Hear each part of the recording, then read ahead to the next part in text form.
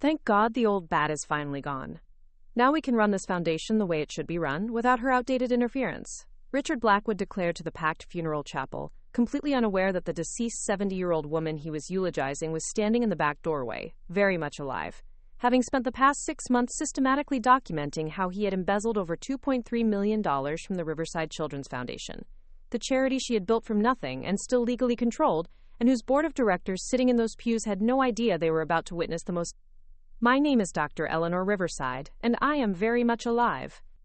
If you had walked into St. Catherine's Memorial Chapel that gray October morning in downtown Portland, Oregon, surrounded by towering stained glass windows depicting scenes of charity, compassion, and children being lifted from poverty, you would have seen exactly what Richard Blackwood saw: a funeral service for an elderly philanthropist who had supposedly died of a massive heart attack 6 months earlier while working late at her foundation office, with over 200 mourners gathered in the Gothic sanctuary to pay their final respects to someone they believed had dedicated her entire life to helping disadvantaged children throughout the Pacific Northwest region. You would have observed Richard, our 45-year-old executive director, with his perfectly tailored charcoal black Armani suit, Italian leather shoes, and practiced expression of solemn grief, commanding the attention of foundation board members, major donors, city officials, and community leaders with the confident authority of someone who believed he was finally free to reshape the Riverside Children's Foundation according to his own vision of modern nonprofit management, strategic restructuring, and most importantly, personal financial enrichment that had been his true goal since the day he was hired 3 years earlier. You would have watched Richard position himself behind that polished oak podium, imported from Ireland and carved with Celtic symbols of hope and renewal, his well-modulated voice carrying across the chapel filled with people who had worked alongside me for decades, building programs that had provided housing, education, healthcare, and emergency assistance to over 50,000 at-risk children and families throughout Oregon, Washington, and Northern California. Completely convinced he was delivering a respectful and heartfelt farewell to a woman whose timely death had removed the final obstacle to his carefully orchestrated. The chapel itself was a masterpiece of 19th-century Gothic Revival architecture, with its soaring ribbed vaulting ceiling that rose 60 feet above the nave, intricately carved wooden pews made from Oregon oak that could seat 400 people, and soft amber lighting filtered through 12 massive stained glass windows that told the story of charitable works and Christian service, creating an atmosphere that perfectly reflected the Riverside Children's Foundation's reputation as one of the Pacific Northwest's most respected and effective charitable organizations, with the 200 mourners occupying those hand-carved pews represented some of the region's most prominent philanthropists, business leaders, politicians, and child welfare advocates, including Senator Patricia Morrison from Oregon's Environmental Committee, tech entrepreneur James Liu, who had donated $3.2 million to our technology education programs, venture capitalist Sarah Chen, whose foundation partnerships had funded 17 new children's shelters, and Dr. Michael Rodriguez, the pediatric surgeon who had volunteered at our medical clinics for over 15 years while building. You would have seen the respectful nods, solemn silence, and occasional tears as Richard launched into his carefully prepared and extensively rehearsed eulogy about my supposed legacy of caring, unwavering dedication to children's welfare, and visionary leadership that transformed the lives of countless families, using eloquent terminology and emotionally manipulative concepts that painted a picture of a beloved founder whose tragic death, while deeply mourning, had nevertheless created a unique opportunity for fresh leadership, innovative approaches, and modern charitable strategies that could achieve even greater impact for the vulnerable children and families we had. Richard's eulogy was masterfully crafted, demonstrating impressive public speaking skills and genuine understanding of nonprofit rhetoric and emotional manipulation techniques that he had perfected during his previous positions at 3 other charitable organizations, each of which had experienced mysterious financial irregularities and accounting discrepancies that had never been fully investigated or prosecuted, largely because Richard had been careful to limit his embezzlement activities to amounts that fell below the thresholds that typically triggered comprehensive audits or criminal investigations by state regulatory agencies or federal oversight organizations. Eleanor Riverside was a woman of extraordinary vision and compassion, Richard announced, his voice carrying the perfect blend of grief and inspiration that he had practiced for weeks in preparation for this moment. For 40 years, she dedicated her life to ensuring that no child in our region would go without shelter, education, healthcare, or hope. Her legacy will continue through the work we do in her memory, as we build upon the foundation she created and adapt her vision to meet the challenges and opportunities of the 21st century. The audience responded with appreciative murmurs and gentle applause, clearly moved by Richard's eloquent tribute and his apparent commitment to continuing the charitable work that had defined my life and career. Senator Morrison dabbed at her eyes with a tissue, remembering the legislation we had crafted together to increase state funding for child welfare programs. James Liu nodded approvingly, recalling the innovative technology initiatives we had developed to provide computer access and digital literacy training for children in underserved communities. But what none of these distinguished mourners realized was that Richard's touching tribute was actually the opening act in the most audacious financial fraud scheme that had ever been attempted against a major charitable organization in Oregon's history, and that every word of his carefully crafted eulogy was designed not to honor my memory, but to establish his credibility and authority as my successor, while he systematically looted the financial resources that thousands of donors had entrusted to the foundation for the welfare of children who desperately needed assistance and support. Dr. Riverside believed that charity was not simply about providing temporary assistance, Richard continued, advancing through talking points that he had lifted directly from speeches I had delivered at fundraising events and board meetings over the previous decade, but about creating sustainable systems that could address the root causes of child poverty, educational inequality, and family instability. She understood that true philanthropic impact required innovative thinking, strategic partnerships, and efficient resource allocation that could maximize the benefit of every donated dollar. This statement was particularly ironic, given that Richard had been systematically violating every principle of efficient resource allocation and charitable stewardship that I had spent 4 decades developing and implementing. While he spoke eloquently about maximizing donor benefits, he had been redirecting charitable funds into consulting contracts with companies he secretly owned, purchasing unnecessary equipment and services from vendors who provided kickbacks to his personal accounts, and manipulating accounting records to conceal expenses that had nothing to do with children's welfare and everything to do with financing his increasingly expensive lifestyle and gambling addiction. The financial fraud that Richard had been perpetrating was sophisticated and multi-layered, involving shell companies, falsified invoices, manipulated contracts, and accounting irregularities that he believed were too complex for detection by the Foundation's volunteer board members, most of whom were successful professionals but lacked expertise in nonprofit financial management and audit procedures. Richard had correctly identified the typical weaknesses in charitable organization oversight and had been exploiting those vulnerabilities with increasing boldness and sophistication over the past 2 years. Eleanor's approach to philanthropy was always evidence-based and results-oriented, Richard declared, his confidence growing as he observed the positive response from his audience and their apparent acceptance of his authority as my successor and the Foundation's new leader. She insisted on rigorous evaluation of program effectiveness, transparent reporting of financial activities, and accountability to the donors and community members who supported our mission. These principles will continue to guide our work as we honor her memory and expand our impact in the years ahead. The mention of transparent reporting and financial accountability was almost breathtakingly hypocritical, considering that Richard had spent months systematically destroying records, manipulating reports, and creating false documentation to conceal his embezzlement activities from the board, auditors, and regulatory agencies that were responsible for overseeing charitable organizations and ensuring compliance with state and federal laws governing nonprofit operations and financial management. But Richard's confidence in his ability to manipulate the situation and avoid detection was based on more than just financial sophistication and accounting expertise. He had also been carefully cultivating relationships with key board members, major donors, and community leaders, positioning himself as my chosen successor and trusted confidant, while systematically undermining my reputation and credibility through subtle suggestions about declining mental capacity, outdated management approaches, and resistance to necessary modernization and strategic innovation. Dr. Riverside recognized that nonprofit organizations must evolve and adapt to changing social conditions and emerging opportunities, Richard continued, advancing to the portion of his eulogy that was designed to establish justification for the dramatic changes he planned to implement once he gained complete control of the Foundation's operations and financial resources. She understood that traditional approaches to charity, while well-intentioned, often failed to achieve sustainable impact because they were based on outdated models of service delivery and resource allocation that didn't reflect contemporary understanding of social problems and evidence-based solutions.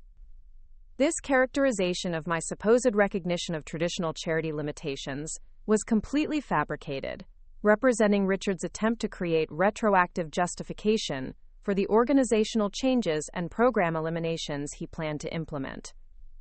In reality, I had consistently advocated for maintaining successful programs while carefully evaluating new approaches based on rigorous research and pilot testing rather than wholesale adoption of unproven methodologies or trendy management concepts that prioritized efficiency over effectiveness. The audience continued to respond positively to Richard's presentation, clearly impressed by his articulate analysis and apparent commitment to evidence-based philanthropy and strategic innovation. Dr. Rodriguez nodded approvingly, remembering conversations we had supposedly had about the need for medical programs to incorporate new technologies and treatment approaches. Sarah Chen took notes, apparently planning to discuss potential partnership opportunities with Richard now that he would be leading the Foundation's strategic planning and business development activities. But what made Richard's eulogy particularly effective was not just his rhetorical skill and emotional manipulation, but his sophisticated understanding of how to exploit the grief and good intentions of people who had genuinely cared about me and supported the Foundation's mission over many years. He was systematically using their mourning and desire to honor my memory as cover for implementing changes that would benefit him personally while appearing to advance the charitable purposes that had motivated their involvement and financial support.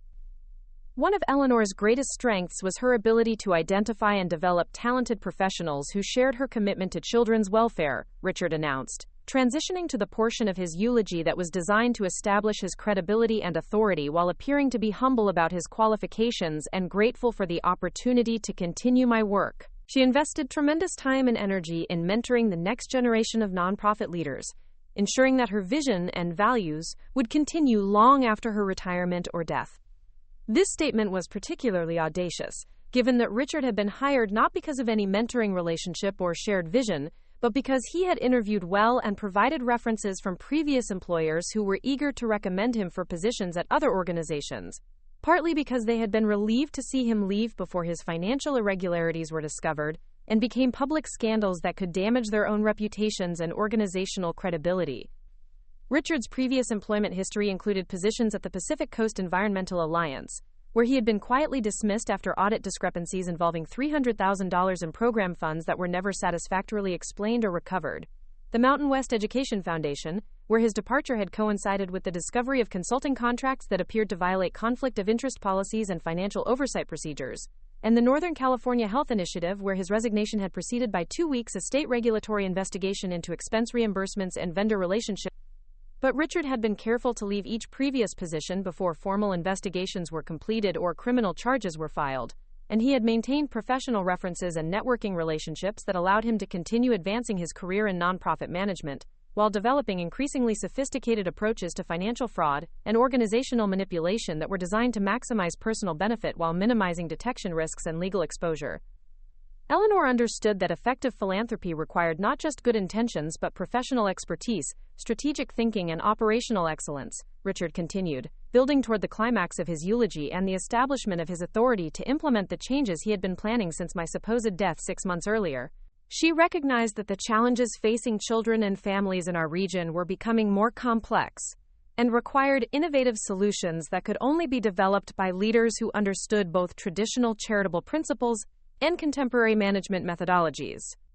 The foundation of Richard's entire fraud scheme was his ability to convince board members, donors, and community stakeholders that he possessed superior expertise and modern management capabilities that would allow the foundation to achieve greater impact and efficiency than had been possible under my supposedly outdated leadership approach. He had spent months subtly criticizing my decision-making, questioning my strategic priorities, and suggesting that the foundation's growth and effectiveness were being limited by resistance to change and failure to adopt proven business practices from the corporate and consulting sectors. Richard's background actually did include legitimate experience in nonprofit management, strategic planning, and organizational development, which made his fraud more sophisticated and dangerous than simple embezzlement or accounting manipulation. He understood how charitable organizations operated, what weaknesses existed in typical oversight and governance structures, and how to exploit the trust and good intentions of volunteers and donors who wanted to believe that their contributions were being used effectively for charitable purposes. As we gather today to honor Eleanor's memory and commit ourselves to continuing her work, Richard announced, his voice rising with apparent passion and dedication, We must remember that the greatest tribute we can pay to her legacy is ensuring that the Riverside Children's Foundation continues to grow, adapt, and achieve even greater impact in serving the children and families who depend on our programs and services. The emotional climax of Richard's eulogy was met with sustained applause and obvious approval from the assembled mourners, who were clearly moved by his commitment to continuing my work and expanding the Foundation's effectiveness in addressing child welfare issues throughout the region. Several major donors approached him after the service to discuss increased contributions and new partnership opportunities, apparently confident that the Foundation would be well served by his leadership and strategic vision. But what Richard didn't realize was that every word of his carefully crafted eulogy, every manipulation of my supposed beliefs and intentions, and every attempt to establish his authority and credibility was being observed and recorded by someone whose understanding of nonprofit management, financial oversight, and charitable operations far exceeded his own, and whose legal authority within the Riverside Children's Foundation was about to be revealed in the most shocking and devastating demonstration that he could ever imagine. The woman he thought was dead and buried was standing in the back of St. Catherine's Memorial Chapel, wearing a simple black dress and holding a briefcase containing 6 months of meticulously gathered evidence that would expose every aspect of his embezzlement scheme, destroy his carefully constructed reputation, and result in criminal prosecution that would send him to federal prison for the next 15 to 20 years.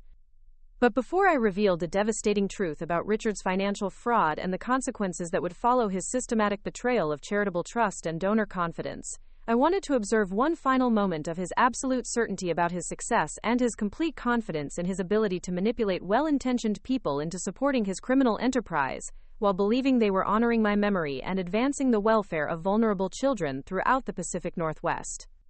Because in just a few minutes Richard was going to discover that the elderly philanthropist he had been systematically robbing was very much alive, had been carefully documenting every aspect of his crimes, and was about to teach him the most expensive lesson about integrity, accountability, and the consequences of betraying charitable trust that any nonprofit executive could ever receive, in front of 200 witnesses who would ensure that his reputation and career in philanthropy were permanently destroyed, along with his freedom and financial security.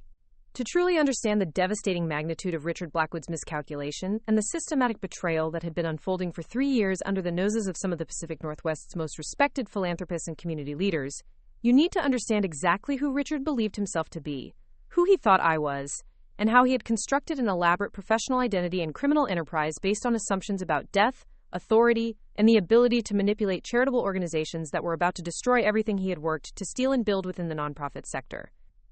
Richard Michael Blackwood had arrived at the Riverside Children's Foundation 3 years earlier with credentials that were genuinely impressive by contemporary nonprofit standards: a Master of Public Administration from the University of Washington's Evans School of Public Policy and Governance, a Bachelor of Arts in Social Work from Portland State University, and 12 years of progressive experience at prominent charitable organizations throughout the western United States, including leadership roles in strategic planning, program development, and organizational management that had contributed measurably to fundraising growth and operational efficiency at each of his previous employers. His resume included involvement in high-profile initiatives, leadership of cross-functional teams, and recognition for innovative approaches to nonprofit management and community engagement that had contributed to revenue increases and program expansion at organizations serving environmental protection, educational advancement, and public health improvement throughout California, Washington, and Oregon. Richard had legitimately earned his reputation as a rising star in the nonprofit sector, someone whose combination of administrative competence and strategic vision made him valuable to foundations seeking leadership talent capable of navigating the complex intersection of charitable mission and business effectiveness. When the Riverside Children's Foundation's previous executive director, Maria Santos, had announced her retirement to pursue consulting opportunities and spend more time with her growing family, Richard had emerged as the leading candidate from a competitive pool of over 150 applicants who had been evaluated through a comprehensive selection process involving strategic planning assessments, financial management exercises, and extensive interviews with board members, major donors, and community stakeholders throughout the Foundation's service area. His presentation during the final interview process had been masterful, demonstrating sophisticated understanding of child welfare policy, clear vision for the Foundation's future development, and articulate communication skills that impressed every member of the search committee. Richard had outlined specific strategies for expanding our educational support programs, modernizing our financial management systems, and positioning the Foundation for growth in rapidly evolving areas including technology access, mental health services, and emergency family assistance that addressed emerging needs throughout the region. But what had made Richard's candidacy particularly compelling during the selection process was his apparent enthusiasm for collaboration, learning, and integration with the Riverside Foundation's existing culture and mission-focused leadership approach. During his interviews, he had emphasized his commitment to building on the Foundation's established strengths, while bringing fresh perspectives and contemporary management approaches that could enhance our effectiveness, without disrupting the collaborative relationships and quality standards that had made us successful over 4 decades of operation. I'm excited about the opportunity to learn from the Riverside Foundation's experienced leadership team while contributing new ideas and methodologies that can help the organization achieve even greater impact in serving vulnerable children and families, Richard had stated during his final interview with the board of directors. I believe the combination of established expertise and contemporary innovation creates the strongest foundation for sustainable growth and community leadership in the charitable sector. Quote, this statement had resonated strongly with the search committee, particularly because it demonstrated respect for existing organizational knowledge, while expressing confidence in his ability to contribute meaningful improvements and strategic innovations. Richard's apparent appreciation for experienced leadership and collaborative decision-making had been a key factor in his selection for the executive director position, especially given my own commitment to mentoring younger professionals and ensuring smooth leadership transitions. However, what none of us had anticipated during Richard's hiring process was how dramatically his attitudes and behavior would change once he had established himself within the organization and begun to understand what he perceived as the Foundation's internal power dynamics, financial resources, and oversight limitations that could be exploited for personal benefit rather than charitable purposes. Richard's transformation from collaborative team member to manipulative criminal had been gradual but systematic, beginning approximately 8 months after his arrival when he started expressing concern about what he characterized as inefficient financial processes and, quote, unnecessary complexity in accounting procedures, donor stewardship, and program evaluation systems that he claimed were limiting the Foundation's ability to achieve maximum impact and operational effectiveness. I think we could significantly improve our program delivery and administrative efficiency if we streamlined some of our financial procedures and reduced the number of approval requirements for routine operational decisions, Richard had suggested during one of his early leadership team meetings. Many comparable organizations are achieving better outcomes because they have more flexible resource allocation systems that don't require extensive documentation and consensus building for every expenditure and program modification. This observation had been presented as constructive feedback aimed at improving operational efficiency and program effectiveness, and initially, it had been received as valuable input from someone with fresh perspective on nonprofit best practices and contemporary management methodologies. Richard's previous experience at larger charitable organizations had exposed him to different financial management approaches and administrative systems that could potentially benefit the Riverside Foundation's operations and resource utilization. But over the following months, Richard's suggestions for streamlining and modernizing Foundation procedures had increasingly focused on reducing financial oversight, eliminating approval requirements he viewed as bureaucratic obstacles, and concentrating decision-making authority in ways that would provide him with greater control over expenditures, vendor relationships, and accounting practices that were designed to prevent exactly the kind of financial manipulation he was planning to implement. I've noticed that some of our financial review processes create unnecessary delays and administrative burden that prevent us from responding quickly to emerging opportunities and urgent program needs, Richard had observed during a board retreat 9 months after his arrival. We might be more effective if we established clearer authority levels and streamlined approval processes that allow program directors to make timely decisions without extensive consultation and documentation requirements. This statement had been Richard's first explicit suggestion that financial oversight and approval processes should be reduced in ways that would create opportunities for unauthorized expenditures and accounting manipulation, though it had been presented diplomatically as a recommendation for improving operational efficiency, rather than a proposal for eliminating the safeguards that protected charitable assets from misuse and embezzlement. However, Richard's comments during that board retreat had also revealed his fundamental misunderstanding of the Riverside Foundation's organizational culture and the sources of our effectiveness in charitable service delivery and donor relationship management.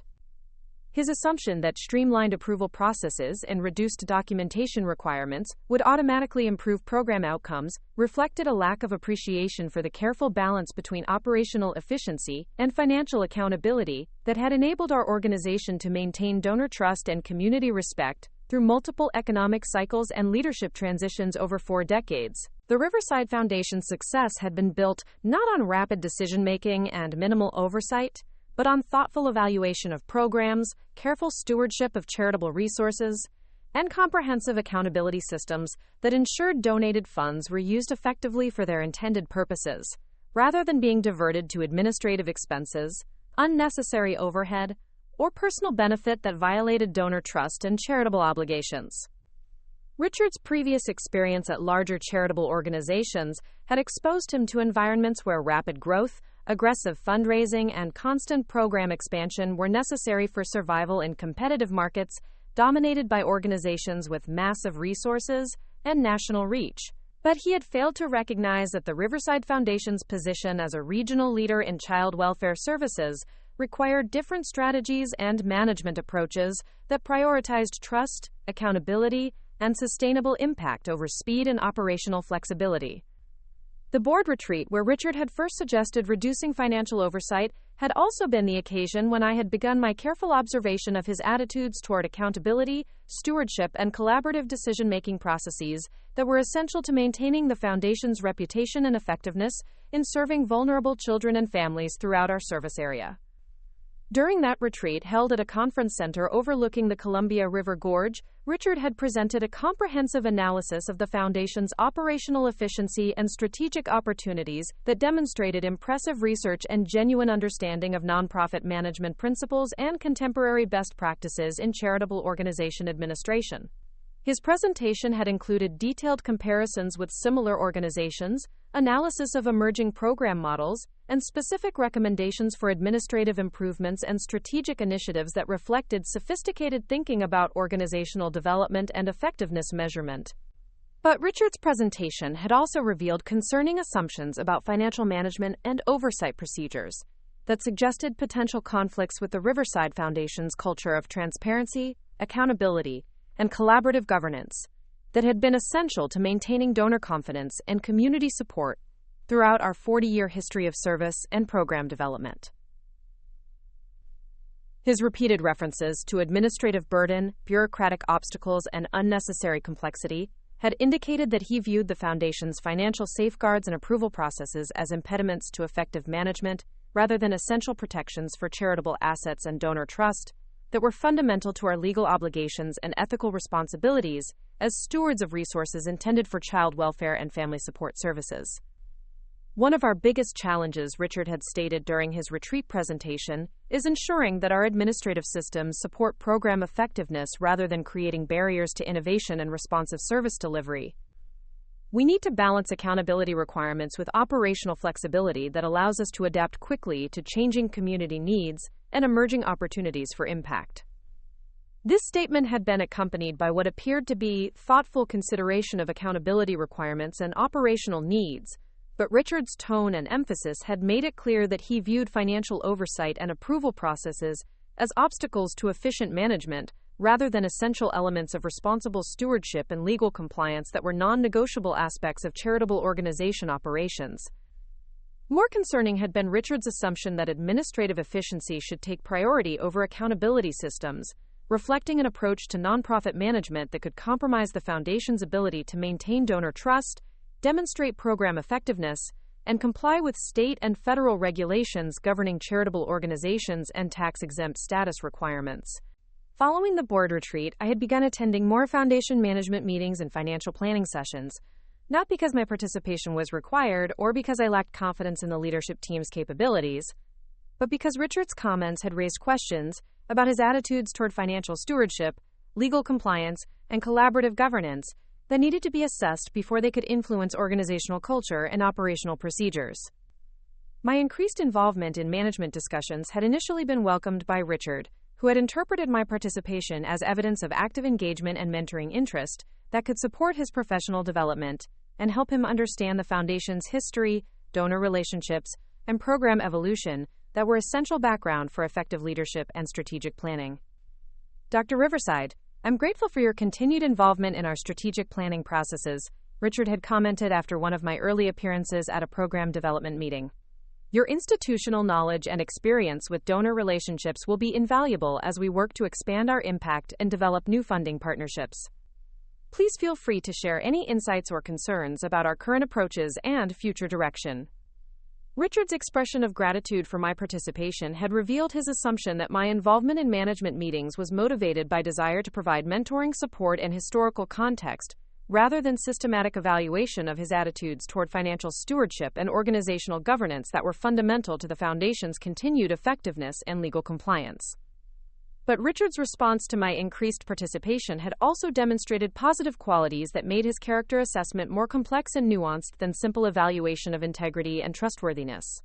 His willingness to seek input, acknowledge experience, and express appreciation for institutional knowledge showed genuine respect for expertise and collaborative leadership that suggested his problematic attitudes might be based on misunderstanding, rather than fundamental disregard for accountability and stewardship principles. Over the following months, as I had continued participating in meetings and asking questions about various aspects of Foundation operations and financial management, Richard had consistently demonstrated professional courtesy and apparent enthusiasm for incorporating my perspectives into strategic planning and operational decision-making processes. Dr. Riverside, I want to make sure we're building on the Foundation's established strengths while implementing improvements that can enhance our effectiveness, Richard had said during one particularly detailed discussion about program evaluation and outcome measurement systems. Please let me know if you have concerns about any of our proposed changes or suggestions for how we can better align our operations with the values and principles that have made the Foundation successful.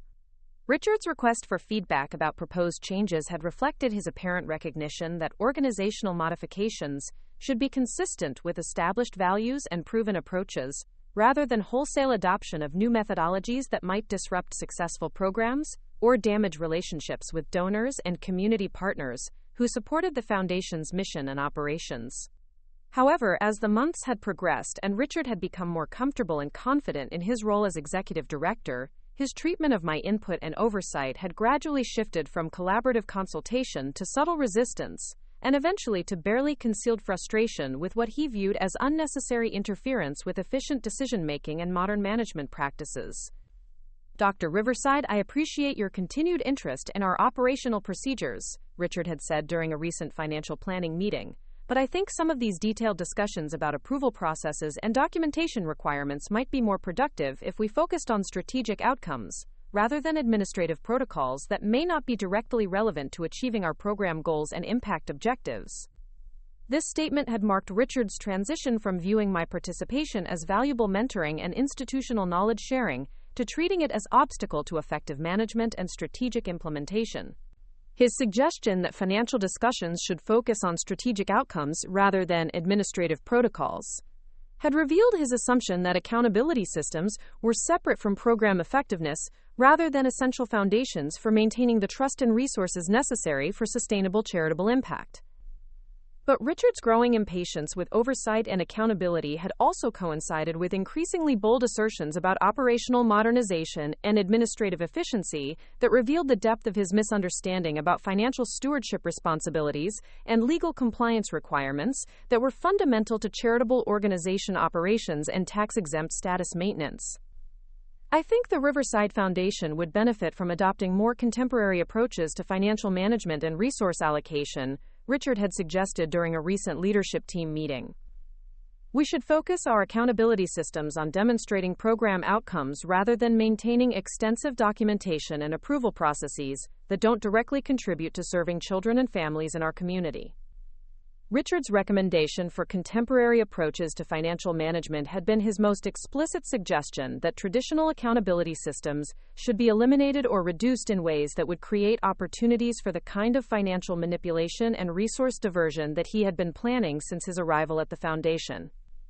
His emphasis on program outcomes versus documentation and approval processes had been designed to create false opposition between effectiveness and accountability, suggesting that stewardship systems were obstacles to charitable impact rather than essential protections for the resources and trust that made effective programs possible in the first place. But what Richard had failed to recognize was that every suggestion for reducing oversight, every recommendation for eliminating approval processes, and every attempt to characterize accountability systems as administrative burden had been carefully observed and documented by someone whose understanding of nonprofit management, legal compliance, and fiduciary responsibility far exceeded his own, and whose authority within the Riverside Foundation remained legally intact, despite his assumptions about organizational control and decision-making authority. The 3 years of character observation that had brought us to this moment of ultimate confrontation had revealed that Richard's problematic attitudes toward financial stewardship were not simply matters of management philosophy or operational preference, but fundamental character flaws that made him unsuitable for positions of trust and responsibility within charitable organizations whose effectiveness depended on maintaining donor confidence and community respect through demonstrated integrity and accountability. Richard's consistent pattern of seeking to reduce oversight, eliminate approval requirements, and concentrate financial authority had demonstrated personality traits that could affect not only his stewardship of charitable resources, but also his relationships with donors, board members, and community partners who expected charitable organizations to maintain the highest standards of transparency and accountability in pursuing their missions and serving vulnerable populations. But Richard remained completely unaware that every suggestion for operational modernization, every attempt to reduce financial oversight, and every expression of frustration with accountability requirements had been systematically evaluated and documented by the person whose legal authority over the Foundation's operations and resources had never been transferred or diminished, despite his assumptions about organizational control and management authority. The deceased founder, whose death had supposedly removed obstacles to his embezzlement scheme, was actually conducting the most comprehensive evaluation of nonprofit leadership integrity and fiduciary responsibility that he would ever experience, and the results were about to determine not only his future freedom and financial security, but his reputation and career prospects throughout the charitable sector, where trust, accountability, and stewardship were more important than administrative efficiency and operational flexibility. The woman Richard thought was dead and buried had been systematically documenting every aspect of his criminal activities while maintaining legal control over the Foundation's assets and operations, and the evidence she had gathered was about to expose his embezzlement scheme and result in consequences that would destroy everything he had worked to steal and manipulate over the past 3 years of systematic betrayal and financial fraud. To understand the full scope of the elaborate deception that had brought us to this moment of ultimate justice and the devastating consequences that were about to unfold for Richard Blackwood and everyone who had enabled his systematic betrayal of charitable trust,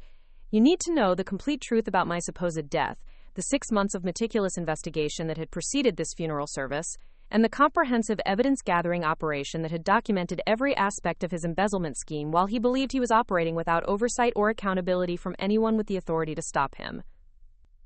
The truth is that I never died of a heart attack in my Foundation office on that rainy April evening 6 months ago, and Richard Blackwood's entire criminal enterprise was built on a carefully orchestrated deception that I had designed and implemented to create the perfect conditions for exposing his financial fraud and ensuring that he faced the full legal consequences of his systematic theft from charitable programs that serve the most vulnerable children and families in our region. My name is Dr. Eleanor Riverside. I am 70 years old, and I have spent the past 6 months living under an assumed identity in a small coastal town in Northern California while conducting the most comprehensive investigation of nonprofit embezzlement and organizational betrayal that has ever been undertaken by a charitable foundation founder who discovered that her trusted executive director was systematically looting the resources that thousands of donors had entrusted to programs serving at-risk children throughout the Pacific Northwest. The discovery that would ultimately lead to Richard's complete destruction and criminal prosecution began on a seemingly routine Tuesday morning in March 18 months ago, when I arrived at the Foundation offices early to review quarterly financial reports and program evaluation data before our scheduled board meeting later that week. As the founder and chairman of the board, I maintained access to all financial records, accounting systems, and administrative databases, though I had gradually reduced my day-to-day involvement in operational management as Richard demonstrated apparent competence and earned the trust of board members and major donors. That morning, while reviewing expenditure reports and vendor payment records in my office overlooking the Willamette River, I noticed a series of consulting fees and professional service payments that totaled over $180,000 during the previous 6 months, representing expenses that seemed unusually high for an organization of our size and scope. The payments were being made to companies I didn't recognize: Pacific Strategy Consultants, Northwest Management Solutions, and Cascade Organizational Development, each of which was receiving monthly payments ranging from $8,000 to $15,000 for services that were described in vague terms like strategic planning support, operational efficiency analysis, and program development consultation. What made these payments particularly suspicious was not just their size and frequency, but the fact that they had been approved through an expedited process that bypassed the normal board review and competitive bidding procedures that we had established to ensure accountability and cost-effectiveness in all foundation expenditures. According to the documentation in our financial management system, these consulting contracts had been authorized directly by Richard under emergency spending provisions that were intended for urgent program needs and crisis response situations, not routine administrative services and strategic planning activities.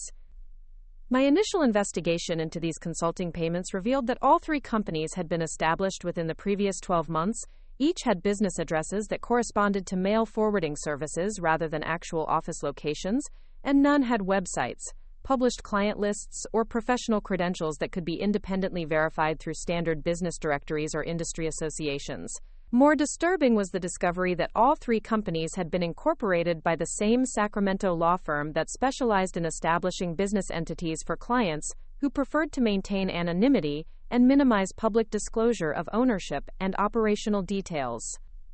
The pattern of suspicious payments, combined with the lack of transparency about the consulting companies and their qualifications, suggested the possibility that Richard was creating shell companies to generate fraudulent invoices and redirect foundation resources for personal benefit rather than legitimate organizational purposes. But proving this suspicion would require extensive investigation and documentation that could expose the full scope of any financial manipulation, while preserving evidence that would be admissible in criminal proceedings and civil recovery actions.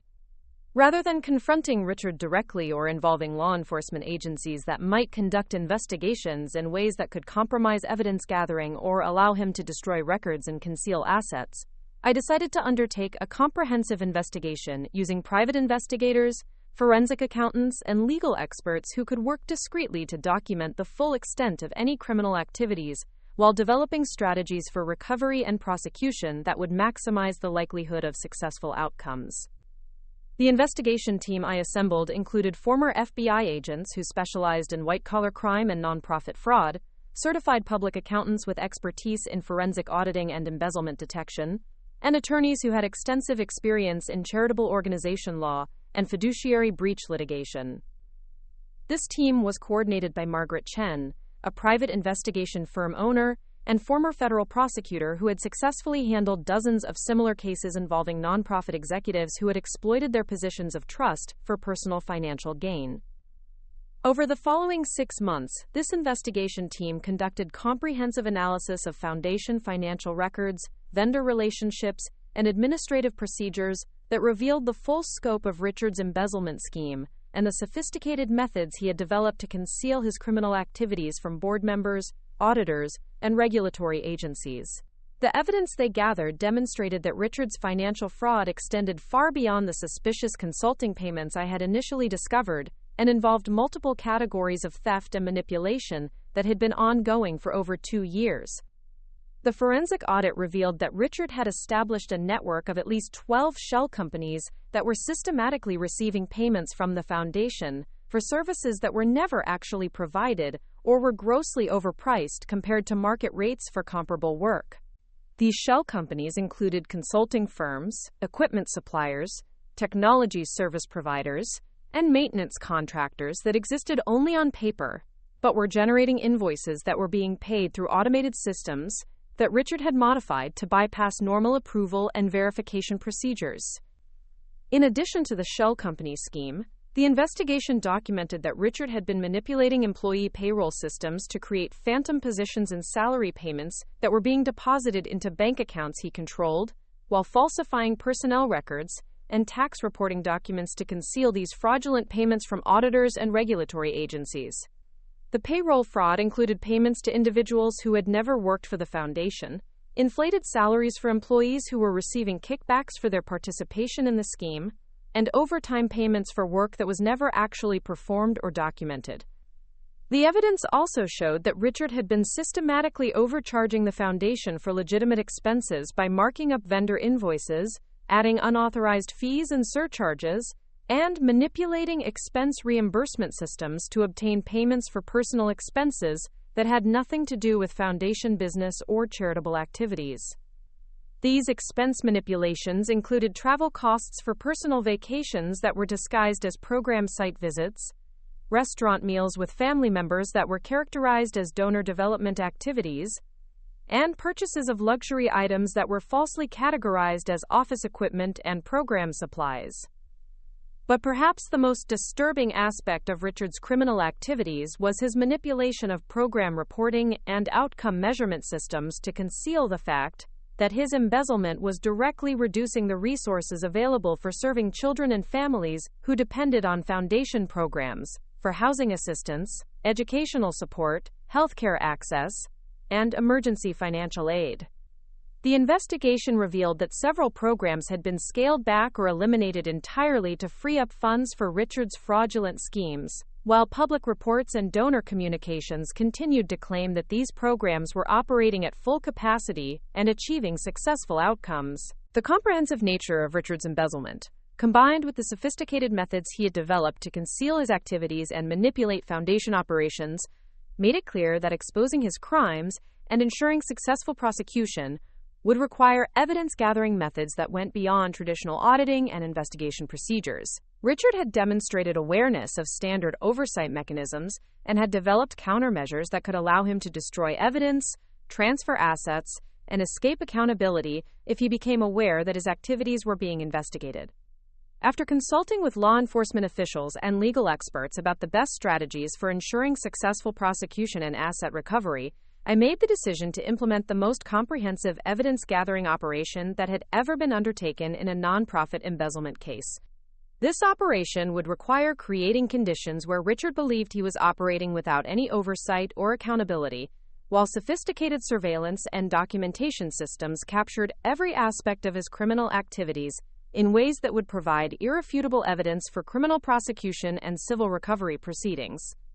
The plan I developed with my investigation team was both elegant and devastating in its simplicity. I would fake my own death in a way that appeared natural and believable, allowing Richard to assume complete control of foundation operations, while comprehensive surveillance systems documented his activities and financial transactions during the period when he believed he was free to accelerate his embezzlement without risk of detection or accountability.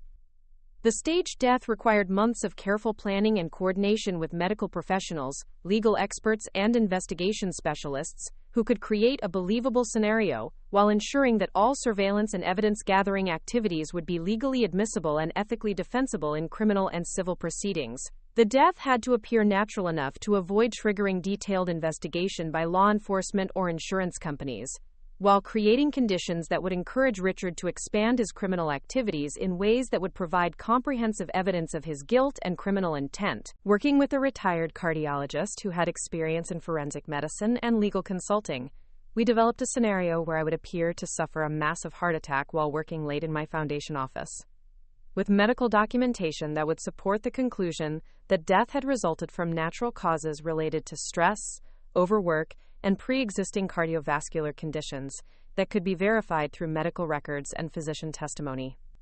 The staged death scene was implemented on a Friday evening in April, when Richard was attending a nonprofit management conference in Seattle and had established alibis that would prevent any suspicion about his involvement in my supposed demise. The scene included medical evidence that would support the heart attack diagnosis, personal effects that suggested I had been working on foundation business at the time of death, and witness testimony from security personnel and emergency responders who were unaware that they were participating in an elaborate deception designed to expose criminal activities.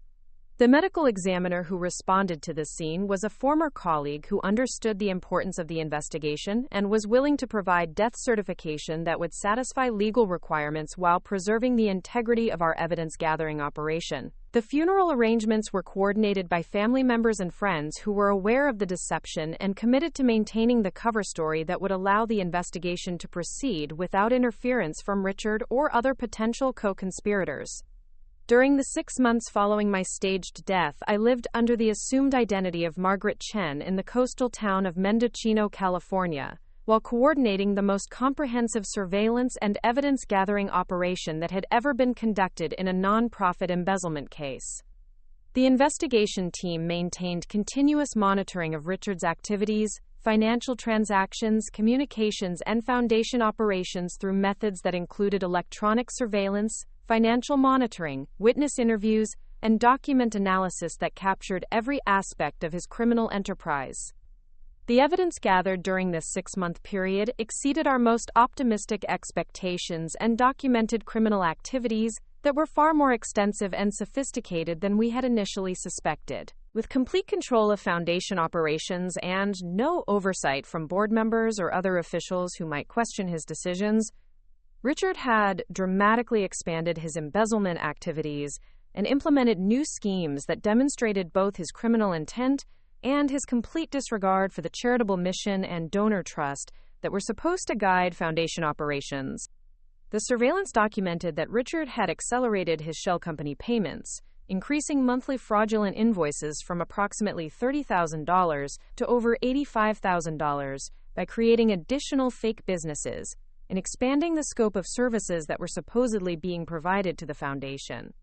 He had also implemented new payroll fraud schemes that added phantom employees and inflated salaries for existing staff members who were receiving kickbacks for their participation in the criminal enterprise. More damaging was the evidence showing that Richard had begun soliciting bribes and kickbacks from legitimate vendors and service providers who wanted to maintain their contracts with the foundation, creating a corruption scheme that extended beyond simple embezzlement into systematic exploitation of the foundation's purchasing power and vendor relationships for personal financial gain. The investigation also documented Richard's increasingly lavish lifestyle during the months following my supposed death, including the purchase of a luxury condominium in downtown Portland, expensive vacations to Europe and Asia, high-end automobiles, and gambling activities that demonstrated he was spending foundation resources on personal consumption rather than investing stolen funds in ways that might be recovered through civil litigation. But perhaps the most devastating evidence gathered during the surveillance period was documentation of Richard's callous disregard for the children and families who were being harmed by his theft of charitable resources. The investigation captured conversations where Richard joked about and expressed contempt for donors who he characterized as naive idealists who deserved to be exploited because they were too trusting to implement adequate oversight and accountability systems. These recorded statements, combined with evidence of his deliberate manipulation of program reports to conceal the impact of his theft on charitable services, demonstrated the criminal intent and malicious disregard for charitable purposes that would be essential for securing maximum criminal penalties and civil damages in prosecution and recovery proceedings. As the 6-month investigation period neared its conclusion, my legal team and I began planning the dramatic revelation that would expose Richard's crimes and ensure that he faced appropriate consequences for his systematic betrayal of charitable trust and donor confidence. The evidence we had gathered was so comprehensive and damaging that Richard would have no possible defense or explanation for his criminal activities, while the methods we had used to obtain this evidence were legally sound and ethically defensible in both criminal and civil proceedings. The decision to confront Richard during the funeral service was both practical and symbolic. It would maximize the public nature of his exposure while demonstrating to the nonprofit community and charitable sector that embezzlement and financial fraud would not be tolerated or overlooked, regardless of the perpetrator's credentials, professional reputation, or apparent commitment to charitable missions and community service. The funeral service also provided the perfect opportunity to reveal the full scope of Richard's betrayal to the board members, donors, and community leaders who had trusted him with stewardship of charitable resources and who needed to understand how their confidence had been systematically exploited for criminal purposes. The public nature of the revelation would ensure that Richard's crimes became widely known throughout the nonprofit sector, preventing him from obtaining positions at other charitable organizations where he could continue his pattern of embezzlement and fraud. But most importantly, the funeral confrontation would demonstrate that accountability and justice were possible even in cases where nonprofit executives had developed sophisticated methods for concealing their criminal activities and manipulating organizational systems to avoid detection and oversight. The success of our investigation and evidence-gathering operation would provide a model for other charitable organizations and regulatory agencies seeking to prevent and prosecute similar cases of embezzlement and fiduciary breach. As I stood in the back of St. Catherine's Memorial Chapel, listening to Richard deliver his hypocritical eulogy about my supposed dedication to charitable service and children's welfare, I knew that the moment had arrived to reveal the truth about his systematic betrayal and the devastating consequences that would follow his years of criminal activity and exploitation of charitable trust. The briefcase I was carrying contained over 3,000 pages of evidence documenting every aspect of his embezzlement scheme, including financial records, surveillance reports, recorded conversations, witness statements, and legal analysis that would ensure his conviction on multiple felony charges and the recovery of every dollar he had stolen from programs serving vulnerable children and families throughout the Pacific Northwest. But the evidence in my briefcase was only part of the comprehensive accountability system that was about to be implemented. Federal agents were positioned outside the chapel, ready to arrest Richard as soon as the confrontation concluded, and I provided the signal that our evidence presentation was complete. Asset freezing orders had been prepared to prevent Richard from transferring or concealing stolen funds, while civil litigation had been prepared to recover damages and ensure that every dollar of embezzled funds would be returned to charitable programs and services. The woman Richard thought was dead and buried was about to demonstrate that justice, accountability, and charitable stewardship were more powerful than criminal sophistication, professional credentials, and the assumption that nonprofit executives could exploit positions of trust without facing appropriate consequences for their betrayal of donor confidence and charitable mission.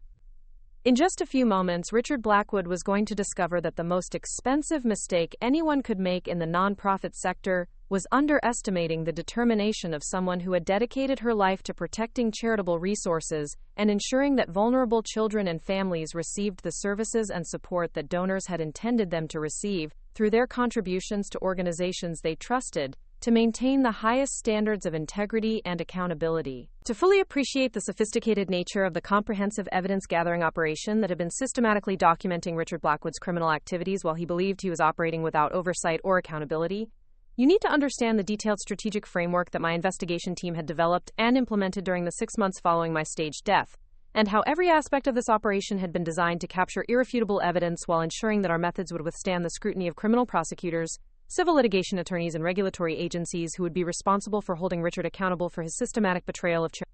The strategic framework that guided our investigation was based on 30 years of experience in white-collar crime prosecution, nonprofit fraud investigation, and forensic accounting analysis that my team had accumulated through their work on similar cases involving embezzlement, financial manipulation, and fiduciary breach at charitable organizations throughout the United States. The framework incorporated lessons learned from both successful prosecutions and cases where evidence-gathering problems had compromised legal proceedings and allowed criminals to escape appropriate consequences for their actions.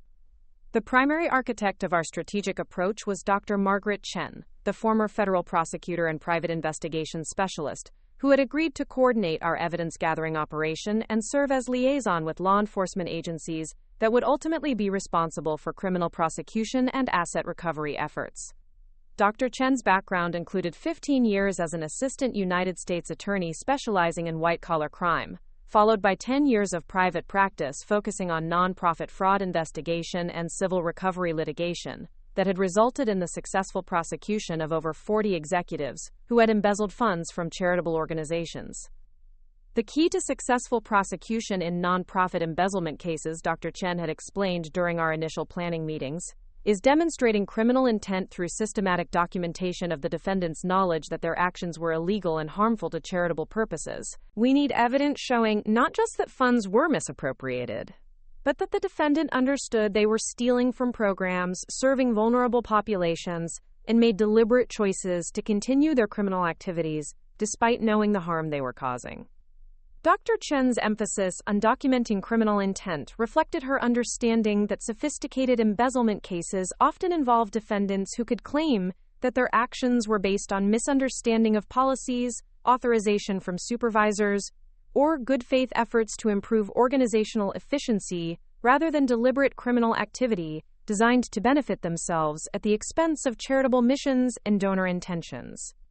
Richard's background in nonprofit management and his apparent familiarity with financial oversight procedures made it particularly important to gather evidence that would demonstrate his full awareness that his activities constituted criminal fraud rather than administrative errors or policy disagreements that could be resolved through internal disciplinary actions, or civil remedies that would not result in criminal penalties or professional sanctions. The strategic framework Dr. Chen developed for our investigation incorporated 4 primary evidence-gathering objectives that would ensure comprehensive documentation of Richard's criminal activities while preserving the legal admissibility and prosecutorial value of all information we collected during the surveillance period. The first objective was systematic documentation of financial crimes through forensic analysis of all foundation accounts, transactions, and financial management systems that Richard had access to during the period following my staged death.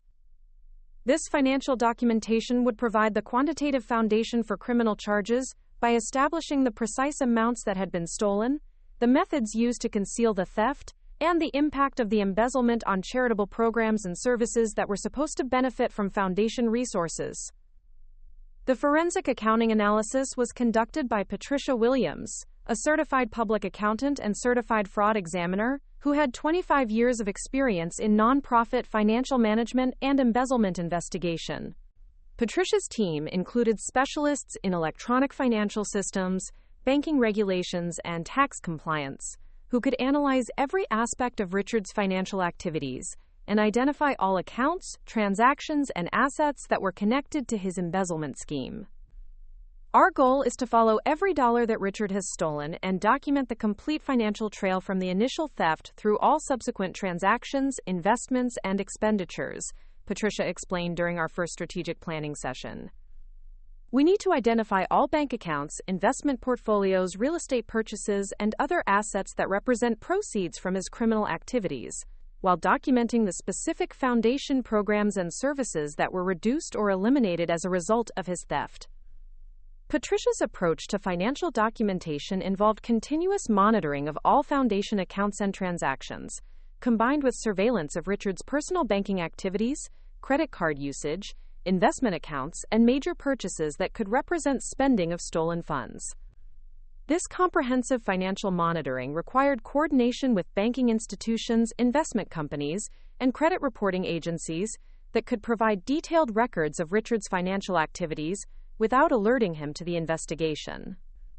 The second strategic objective was comprehensive surveillance of Richard's personal and professional activities to document his behavior, communications, and decision-making processes during the period when he believed he was operating without any oversight or accountability from foundation leadership or board members. This surveillance would provide crucial evidence of criminal intent by capturing Richard's true attitudes toward charitable missions, donor intentions, and his responsibilities as a nonprofit executive. The surveillance operation was coordinated by James Morrison, a former FBI agent with specialized training in white-collar crime investigation and electronic surveillance techniques. James's team included former law enforcement officers, private investigators, and technical specialists who could monitor Richard's activities through methods that included physical surveillance, electronic monitoring, communications interception, and digital forensics analysis of his computer systems and electronic devices. We need to document not just what Richard is doing, but what he's thinking and saying about his criminal activities, James explained during our surveillance planning meetings. The most powerful evidence in embezzlement cases often comes from the defendant's own statements demonstrating their knowledge that they were committing crimes and their lack of concern for the harm they were causing to charitable beneficiaries and donor intentions. James's surveillance approach involved 24-hour monitoring of Richard's activities through teams of investigators who could document his meetings, communications, travel, and personal activities, while maintaining surveillance security that would prevent Richard from becoming aware that he was being monitored. The surveillance also included electronic monitoring of his communications systems, computer usage, and digital activities that could reveal his planning, coordination, and decision-making related to his embezzlement scheme. The third strategic objective was systematic documentation of the impact of Richard's embezzlement on foundation programs, services, and beneficiaries to demonstrate the real-world harm caused by his criminal activities, and provide evidence that would support maximum criminal penalties and civil damages in prosecution and recovery proceedings. This impact documentation would connect Richard's financial crimes to specific instances where children and families had been denied services or received reduced assistance as a direct result of his theft of charitable resources. The impact assessment was conducted by Dr. Sarah Kim, a social work researcher and nonprofit evaluation specialist, who had extensive experience in measuring charitable program effectiveness and documenting the consequences of funding reductions on vulnerable populations served by nonprofit organizations. Dr. Kim's team included program evaluation experts, social workers, and community researchers who could analyze the relationship between Richard's embezzlement and specific instances of reduced services or unmet needs among foundation beneficiaries. We need to document the human cost of Richard's crimes by showing exactly how his theft reduced the foundation's ability to serve children and families who depended on our programs for basic needs like housing, food, healthcare, and educational support, Dr. Kim explained during our impact assessment planning sessions. The most compelling evidence in charitable embezzlement cases often comes from demonstrating that the defendant's greed directly caused suffering among the vulnerable populations that donors intended to help. Dr. Kim's approach to impact documentation involved comprehensive analysis of foundation program records, beneficiary databases, and service delivery statistics to identify specific instances where Richard's embezzlement had resulted in reduced services, program eliminations, or unmet needs among children and families throughout the foundation's service area. This analysis included interviews with social workers, program coordinators, and community partners who could provide detailed testimony about the consequences of funding reductions and service limitations. The fourth strategic objective was comprehensive legal preparation for criminal prosecution, civil recovery litigation, and regulatory proceedings that would ensure Richard faced appropriate consequences for his criminal activities while maximizing the recovery of stolen assets and the implementation of organizational reforms that would prevent similar crimes in the future. The legal preparation was coordinated by Amanda Richardson, attorney specializing in nonprofit law, fiduciary breach litigation, and white-collar crime prosecution, who had successfully handled dozens of similar cases involving embezzlement and financial fraud at charitable organizations. Amanda's team included criminal law specialists, civil litigation experts, and regulatory compliance attorneys who could coordinate with law enforcement agencies, regulatory bodies, and civil courts to ensure comprehensive accountability and justice. Our legal strategy needs to address criminal prosecution, civil asset recovery, regulatory compliance, and organizational reform through coordinated proceedings that maximize accountability while ensuring that stolen funds are returned to charitable purposes and that adequate safeguards are implemented to prevent future crimes, Amanda explained during our legal planning sessions. We need to be prepared for criminal trials, civil lawsuits, regulatory investigations, and organizational restructuring that will demonstrate to the nonprofit sector that embezzlement and financial fraud will result in severe consequences. Quote, Amanda's approach to legal preparation involved continuous coordination with federal and state prosecutors, regulatory agencies, and civil litigation specialists who would be responsible for various aspects of holding Richard accountable for his crimes. This preparation included development of criminal referrals, civil complaint preparation, regulatory violation documentation, and organizational reform recommendations that would ensure comprehensive consequences and institutional improvements. The implementation of this strategic framework required unprecedented coordination among investigation specialists, legal experts, and technical personnel, who could work together to document Richard's criminal activities while maintaining operational security that would prevent him from becoming aware of the investigation until the evidence-gathering process was complete and legal proceedings were ready to begin. The Coordination Center for our operation was established in a secure facility in Sacramento, California, where team members could analyze evidence, coordinate surveillance activities, and prepare legal documentation without risk of discovery by Richard or potential co-conspirators who might be involved in his embezzlement scheme. The facility included sophisticated communications equipment, forensic analysis laboratories, and secure document storage systems that could handle the massive volume of evidence we expected to gather during the investigation period. Daily coordination meetings were conducted via encrypted communication systems that allowed team members to share information, coordinate activities, and adjust investigation strategies based on new evidence and changing circumstances without compromising operational security or legal admissibility of collected evidence. These meetings included representatives from all 4 strategic objectives, along with legal advisors and law enforcement liaisons who could provide guidance about evidence requirements and prosecution planning. Weekly strategic assessment meetings were conducted to evaluate the overall progress of the investigation, assess the strength of evidence being gathered, and make adjustments to our approach based on Richard's activities and the effectiveness of our surveillance and documentation methods. These assessments included review of financial evidence, surveillance reports, impact documentation, and legal preparation activities to ensure that all aspects of our operation were proceeding according to plan and producing the evidence necessary for successful prosecution and recovery.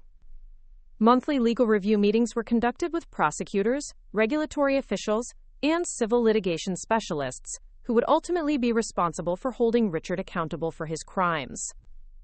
These meetings ensured that our evidence-gathering methods were consistent with legal requirements and prosecutorial standards, while providing opportunities for law enforcement agencies to offer guidance about evidence priorities and investigation techniques that would maximize the likelihood of successful outcomes. The sophistication of our strategic framework and the coordination required for its implementation reflected the unprecedented nature of Richard's crimes, and the importance of ensuring that our investigation would result in comprehensive accountability and institutional reform that would protect other charitable organizations from similar embezzlement schemes and financial fraud. But the most critical aspect of our strategic framework was its emphasis on maintaining absolute operational security while documenting Richard's criminal activities in real time, as he expanded and accelerated his embezzlement scheme during the period when he believed he was operating without any oversight or accountability from Foundation leadership or regulatory agencies. The operational security protocols we established were based on counterintelligence techniques developed for federal law enforcement agencies and adapted for white-collar crime investigation environments where sophisticated criminals might have access to resources and expertise that could allow them to detect surveillance activities or compromise evidence-gathering operations. These security protocols included compartmentalized information sharing systems that limited each team member's access to only the information necessary for their specific responsibilities, encrypted communications networks that prevented interception of sensitive investigation data, and counter-surveillance procedures that could detect any attempts by Richard or his associates to monitor our activities or identify our personnel. The implementation of these security measures was essential because Richard's background in nonprofit management and his apparent sophistication in financial manipulation suggested that he might be aware of standard investigation techniques and could potentially take countermeasures to conceal evidence or escape accountability if he became aware that his activities were being monitored and documented. The 6-month investigation period that followed my staged death represented the most comprehensive evidence-gathering operation that had ever been conducted in a nonprofit embezzlement case, and the strategic framework that guided this operation ensured that every aspect of Richard's criminal activities was systematically documented through methods that would provide irrefutable evidence for criminal prosecution, civil recovery, and regulatory enforcement.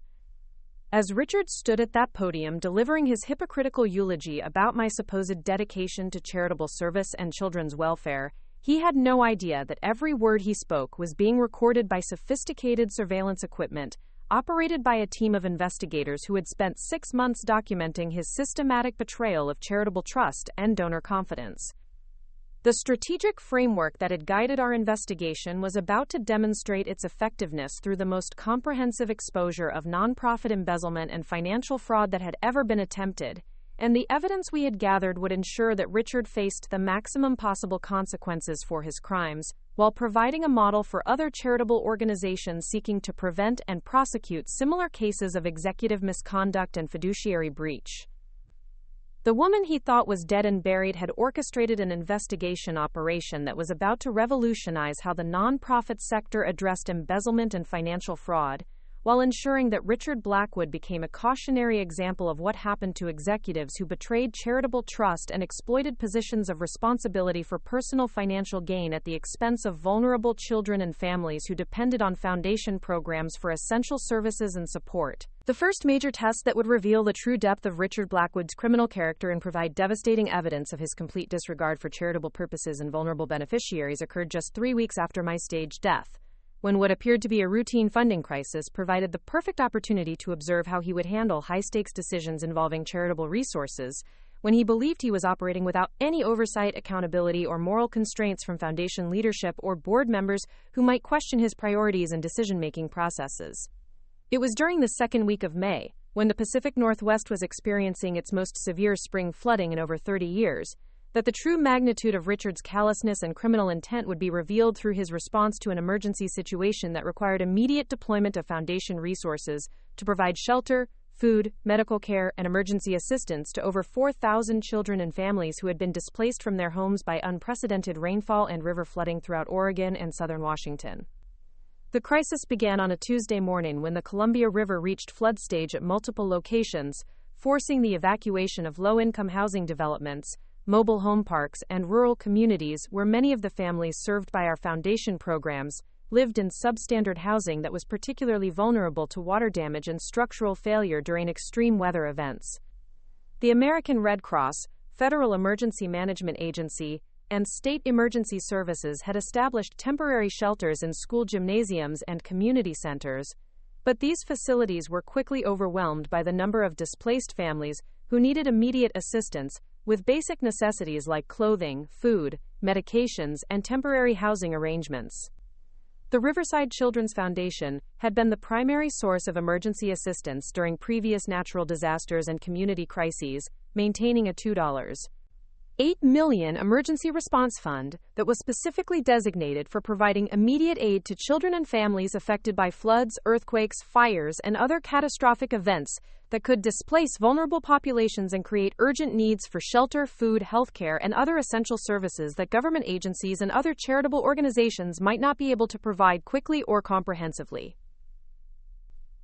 Under normal circumstances, the decision to activate our emergency response fund would have been made through consultation with board members, program directors, and community partners who could assess the scope of needs, coordinate with other relief organizations, and ensure that foundation resources were deployed efficiently and effectively to maximize our impact and avoid duplication of services provided by government agencies and other charitable organizations responding to the crisis. But Richard now believed he had complete authority over foundation operations and emergency response decisions, and his handling of this crisis would provide the first major demonstration of how he prioritized personal benefit over charitable obligations, when he thought no one with authority or influence was observing his choices and holding him accountable for stewardship of resources that had been donated specifically for serving vulnerable children and families during times of greatest need.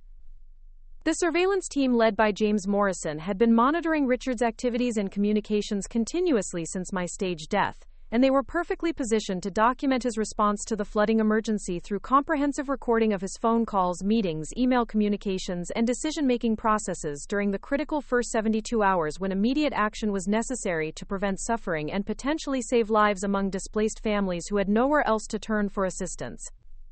This is our first major test of Richard's character under genuine pressure, James Morrison explained to the investigation team during an emergency briefing session on Tuesday evening, as floodwaters continued rising throughout the region. We need to document not just his decisions about emergency funding, but his thought processes, his communications with staff and board members, and his priorities when he believes he has complete autonomy to make choices that could affect thousands of vulnerable people. Quote,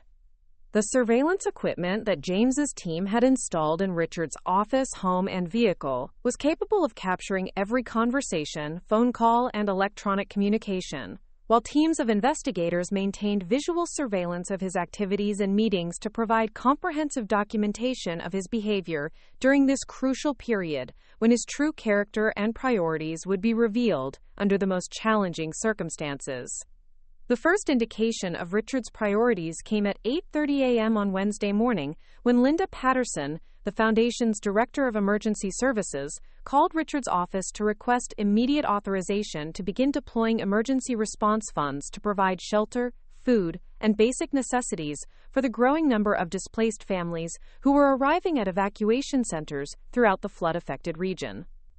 Linda had been with the foundation for 12 years and had coordinated our response to 6 previous natural disasters, including the 2018 wildfire evacuations that had displaced over 1,200 families, and the 2019 ice storm that had left thousands of families without heat or electricity for over 2 weeks during record-breaking cold temperatures. Her experience and expertise in emergency response made her recommendations particularly valuable for ensuring that Foundation resources were deployed effectively and efficiently during crisis situations.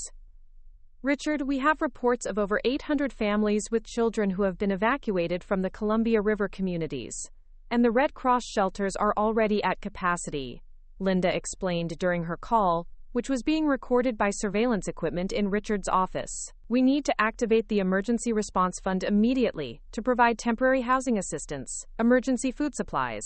and basic necessities for children who left their homes with nothing but the clothes they were wearing. Linda's request for emergency fund activation was entirely appropriate and consistent with the Foundation's established protocols for disaster response, and under normal circumstances, this type of request would have been approved immediately, with additional resources mobilized to ensure comprehensive support for affected families. The Emergency Response Fund had been established specifically for these situations, and donor communications had consistently emphasized that these resources would be available immediately when natural disasters created urgent needs among vulnerable populations. But Richard's response to Linda's request would provide the first devastating evidence of his true priorities and his complete transformation from nonprofit executive to criminal opportunist who viewed charitable resources as personal assets that could be used for his own benefit rather than their intended charitable purposes. Linda, I understand there's a flooding situation, but we need to be very careful about depleting our emergency reserves for every weather event that occurs, Richard replied, his tone suggesting that providing disaster relief to displaced families was an unnecessary expense, rather than the core mission for which the emergency fund had been established. Let's wait and see how serious this really gets before we start spending foundation money. The government and Red Cross should be handling this kind of thing anyway. This response was shocking, not just because it demonstrated callous disregard for suffering families, but because it revealed Richard's fundamental misunderstanding or deliberate misrepresentation of the emergency fund's purpose and the Foundation's legal and ethical obligations to deploy these resources when exactly these circumstances arose. The emergency fund existed specifically to provide immediate assistance during natural disasters, and donors had contributed to this fund with explicit understanding that their contributions would be used to help children and families during crisis situations.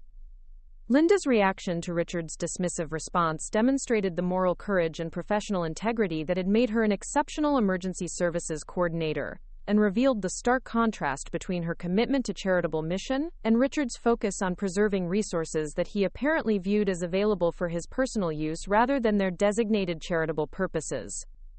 Richard, with respect, this is exactly the kind of situation the emergency fund was created to address, Linda replied, her professional composure clearly strained by Richard's unexpected resistance to providing disaster relief. We have families with young children sleeping in their cars because the shelters are full, and the weather forecast shows continued heavy rain for at least another week. These families need immediate assistance, and we have the resources to provide it. Linda's emphasis on families sleeping in cars and the continuing weather crisis should have prompted immediate authorization for emergency fund deployment, but Richard's response would reveal the depth of his criminal transformation and his complete abandonment of any commitment to charitable purposes or concern for vulnerable beneficiaries. Linda, I appreciate your concern, but we can't just spend money every time there's a little flooding, Richard replied, his characterization of the disaster as a little flooding, demonstrating either complete ignorance of the crisis severity or deliberate minimization of suffering to justify his refusal to provide assistance. We need to protect our financial reserves for truly serious emergencies, not temporary inconveniences that people should be handling through their own resources or government programs. Richard's characterization of families losing their homes and possessions as experiencing, quote, temporary inconveniences provided chilling evidence of his callous attitude toward the vulnerable populations that the Foundation existed to serve, while his reference to, quote, protecting financial reserves revealed his view of charitable assets as resources to be preserved for his own purposes rather than deployed for their intended charitable functions. The surveillance team documenting this conversation recognized that they were capturing evidence of criminal intent that went beyond simple embezzlement into systematic abandonment of fiduciary duty and charitable obligations that demonstrated Richard's complete transformation from nonprofit executive to criminal opportunist who viewed charitable resources as personal assets available for his exploitation. But Linda Patterson's response to Richard's refusal to authorize emergency assistance would provide even more devastating evidence of his priorities and decision-making processes when she pressed him to explain his reasoning and provide alternative solutions for families who desperately needed immediate help. "Richard, I don't understand your reluctance to use emergency funds for an actual emergency," Linda said, her voice showing growing frustration and confusion about his unexpected resistance to providing disaster relief. "Could you help me understand what kind of situation would justify using these resources, if not families with children, who have lost their homes to flooding and have nowhere else to turn for assistance?" Linda's question was entirely reasonable and reflected her professional obligation to advocate for vulnerable beneficiaries while seeking to understand the decision-making criteria that were guiding Richard's choices about resource deployment and charitable priorities. Her question also created an opportunity for Richard to explain his reasoning and potentially reconsider his position if his initial response had been based on misunderstanding rather than deliberate abandonment of charitable obligations. But Richard's response to Linda's question would provide the most damaging evidence yet of his criminal priorities and his complete disregard for charitable mission and donor intentions when he revealed the true reason for his reluctance to authorize emergency assistance. "Linda, the reality is that we need to be more strategic about our spending priorities," Richard replied, his tone becoming more authoritative and less diplomatic as he revealed his actual concerns about emergency fund deployment. "I'm working on some major initiatives that will require significant financial resources, and we can't afford to drain our accounts for every sob story that comes along. These people lived in flood zones. They should have prepared better or had insurance to handle these situations." Richard's reference to displaced families as sob stories and his suggestion that flood victims should have prepared better demonstrated shocking callousness and complete abandonment of empathy for vulnerable populations, while his mention of major initiatives requiring, quote, significant financial resources revealed that he was already planning additional uses for charitable assets that were almost certainly connected to his personal benefit rather than legitimate program purposes. The surveillance team recognized that Richard's statements about strategic spending priorities and major initiatives represented evidence of criminal planning that could be crucial for demonstrating intent and premeditation in subsequent criminal proceedings, while his dismissive attitude toward disaster victims provided powerful evidence of his unfitness for any position involving stewardship of charitable resources. But Linda Patterson's final attempt to convince Richard to authorize emergency assistance would elicit the most shocking demonstration yet of his complete moral transformation and criminal mindset, when she appealed directly to his responsibility for children who were suffering as a result of circumstances beyond their control. "Richard, I understand budget concerns, but we're talking about children who are cold, hungry, and scared," Linda said, making one last attempt to appeal to whatever humanitarian instincts might remain in someone who had chosen to work in the charitable sector. "Some of these kids are sick and need medical attention they can't get in overcrowded shelters. Others are missing school and falling behind academically because they have no stable place to live or study. This is exactly why donors contribute to our emergency fund, to help children during disasters." Linda's appeal on behalf of suffering children should have been irresistible to anyone with genuine commitment to charitable mission and child welfare, and her reference to donor intentions should have reminded Richard of his legal and ethical obligations to use foundation resources for their designated purposes rather than preserving them for unauthorized uses. But Richard's response to Linda's humanitarian appeal would provide the most devastating evidence of his criminal character and complete abandonment of any concern for charitable purposes or vulnerable beneficiaries when he revealed the depth of his contempt for both donors and the children they intended to help. "Linda, I need you to understand something," Richard replied, his voice taking on a hostile tone that revealed his irritation with continued pressure to authorize charitable spending. "These donors are naive idealists who give money because it makes them feel good about themselves. not because they understand the complexities of running a modern nonprofit organization. My job is to manage this foundation efficiently and professionally, not to throw money at every emotional appeal that comes along. This statement provided multiple types of devastating evidence: contempt for donors who trusted the foundation with their contributions, dismissive attitude toward charitable mission and beneficiary needs, and revelation of his view that efficient management meant preserving resources for purposes other than their intended charitable uses. Richard's characterization of disaster relief as throwing money at emotional appeals demonstrated his complete abandonment of empathy and humanitarian concern, while his reference to donor naivete revealed his belief that contributors could be deceived and exploited without consequences because they were too trusting to implement adequate oversight and accountability systems. But Richard's final statement to Linda would provide the most damaging evidence of his criminal intent, and his explicit acknowledgement that he was planning to use charitable resources for unauthorized purposes that would benefit himself, rather than the vulnerable populations that donors intended to support. The bottom line is that I have plans for these resources that will generate much better returns than handing out cash to people who will just end up in the same situation again next time there's bad weather, Richard concluded, his reference to, quote, better returns, making it clear that he was evaluating charitable assets based on personal benefit rather than mission impact. These emergency situations are temporary, but the strategic investments I'm planning will create lasting value for the foundation and its leadership. Richard's reference to strategic investments and lasting value for the foundation and its leadership provided explicit evidence that he was planning to use charitable resources for purposes that would benefit leadership, meaning himself, rather than the children and families that donors intended to support through their contributions to foundation programs. The surveillance team had captured comprehensive evidence of Richard's refusal to provide disaster relief to suffering families, his contempt for donors and charitable mission, and his explicit acknowledgement that he was planning unauthorized uses of charitable resources that would benefit himself, rather than intended beneficiaries. This evidence would be crucial for demonstrating criminal intent and establishing the systematic nature of his betrayal of charitable trust.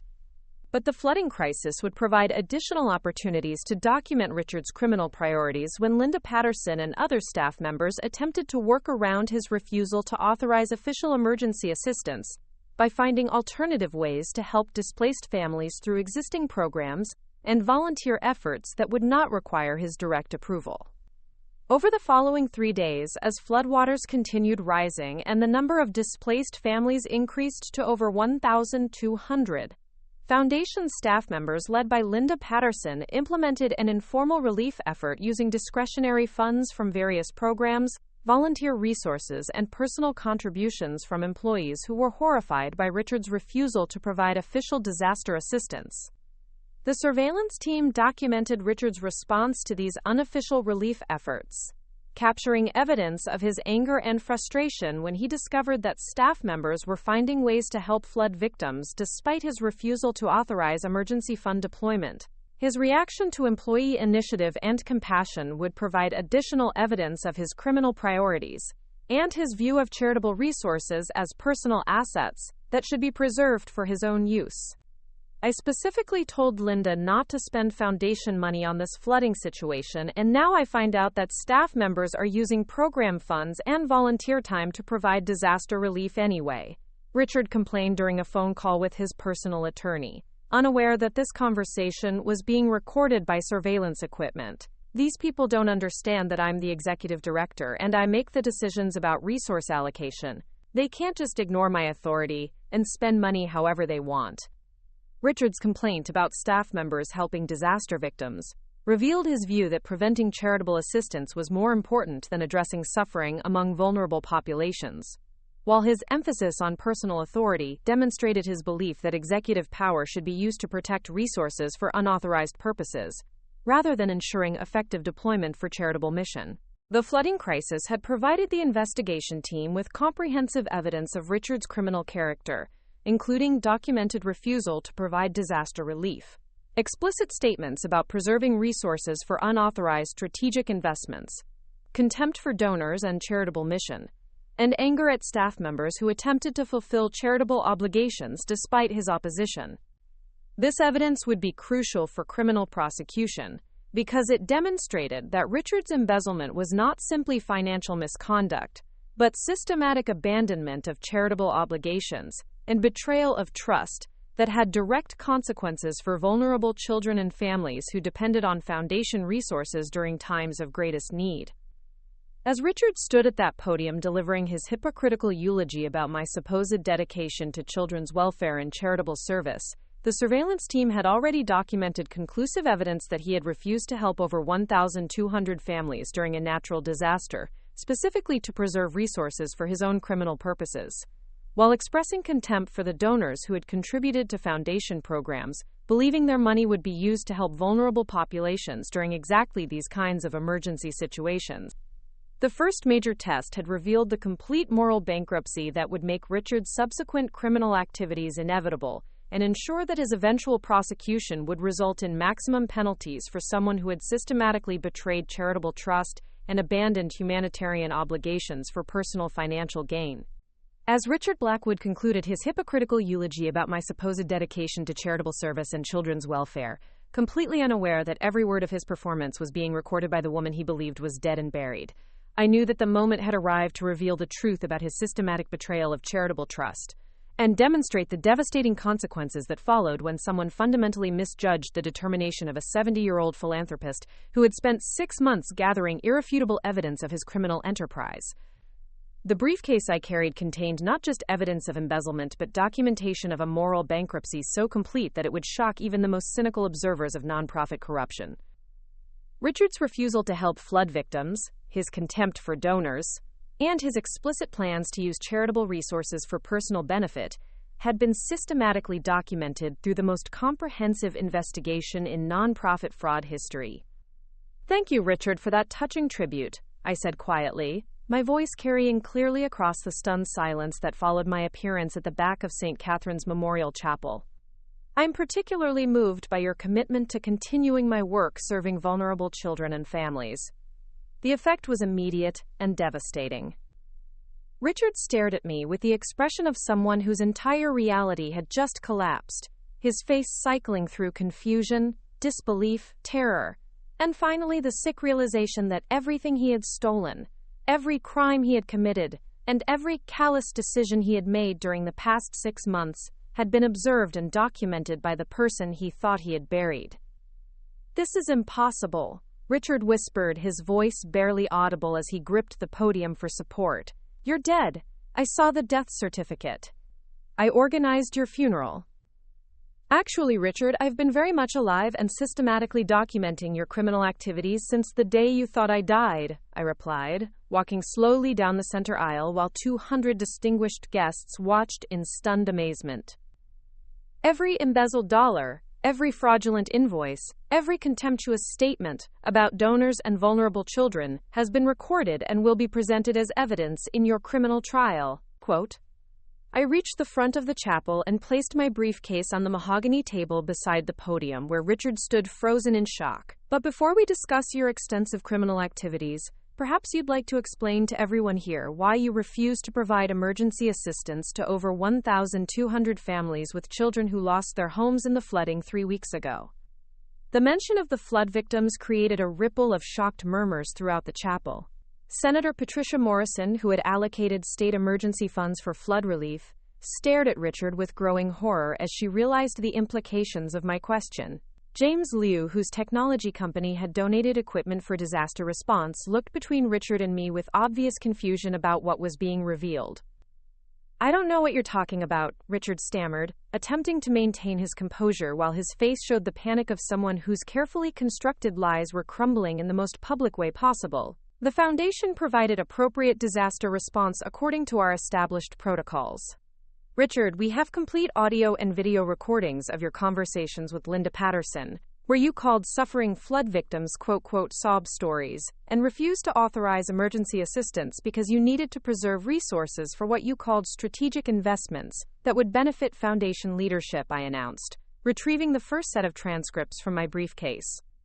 I turned to address the stunned audience of board members, major donors, and community leaders who were beginning to understand the magnitude of what was being revealed. "Ladies and gentlemen, What you're about to hear is the recorded voice of your trusted executive director, explaining why children sleeping in cars during a natural disaster didn't deserve help from the emergency fund that you contributed to specifically for these situations. I activated the portable audio system that my investigation team had prepared, and Richard's voice filled the chapel with devastating clarity. These donors are naive idealists who give money because it makes them feel good about themselves, not because they understand the complexities of running a modern nonprofit organization. My job is to manage this foundation efficiently and professionally, not to throw money at every emotional appeal that comes along. The reaction was immediate and explosive. Gasps of shock and outrage echoed throughout the chapel as donors heard themselves characterized as naive idealists by the man they had trusted with their charitable contributions. Dr. Rodriguez stood up abruptly, his face showing the anger of someone who had personally donated over $500,000 to the foundation's emergency programs. Sarah Chen was frantically taking notes, clearly recognizing that she was witnessing the exposure of one of the most significant nonprofit fraud cases in regional history. But the audio recording continued with even more damaging evidence. The bottom line is that I have plans for these resources that will generate much better returns than handing out cash to people who will just end up in the same situation again next time there's bad weather. These emergency situations are temporary, but the strategic investments I'm planning will create lasting value for the foundation and its leadership. The chapel erupted in angry voices as donors realized that Richard had explicitly acknowledged planning to use their charitable contributions for purposes that would benefit leadership rather than the vulnerable children and families they had intended to help. Several major donors were standing and demanding explanations, while board members looked at each other with expressions of shock and betrayal. "Stop this!" Richard shouted, his composure completely shattered as he realized that his carefully maintained reputation and professional credibility were being destroyed in front of the most important people in the regional nonprofit community. You can't just play recordings out of context and destroy someone's career with fabricated evidence.